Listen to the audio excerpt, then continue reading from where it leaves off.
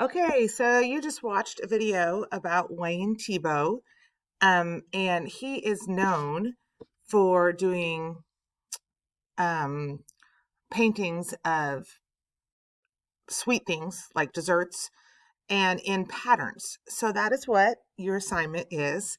So I want you to come up with a sweet thing and do it in a very neat repeating. And I don't know if it's so much as a pattern, if it's just a repeating the shape over and over again. So here is an example. So of a repeating of this project, what I'm looking for in this project. So I do not want you to just copy this one. I want you to come up with your own sweet thing. So here are some thoughts. Some kind of cookie, some kind of cake, pie, ice cream, popsicles. It could be candy. If you're going to do something small that's like candy, you need to do it really large when you draw it. Okay, not tiny little jelly beans, and because that's just not going to work. Okay, so you need to draw them large if it's something little, and there need to be at least 4 of them on your page, and they need to fill the page, and they need to be exactly the same distance apart from each other, and they need to be exactly or very, very, very close to exactly the same size.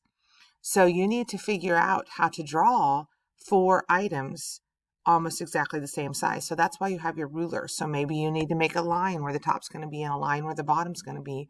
So they'll line up. So that's what we did with this one, is we put a line here at the top and then a line here at the bottom. And then I put a line where I was going to make these things. So I knew where they were so I could make them all the same size. Okay? So that is what you're going to do. Hopefully you understand that assignment. So come up with your sweet thing. Figure out how to draw 4 of them exactly the same size, the same distance apart from each other. Now they don't have to be in a line, but they could be. It could be like 1, 2, 3, 4, but they're still the same distances apart from each other. They're spaced out the same. That works that way too. So you can do this either landscape or portrait. And then once you get it drawn, but it needs to be right, guys, because if I come in on next Thursday when we get back to school and I see that they're not, like, you have one drawn this big and one drawn this big, I'm going to make you redo it. Okay? So get it right. Draw light till you get it right so you can erase it till it's ready. So, all right, we'll talk to you soon. Bye.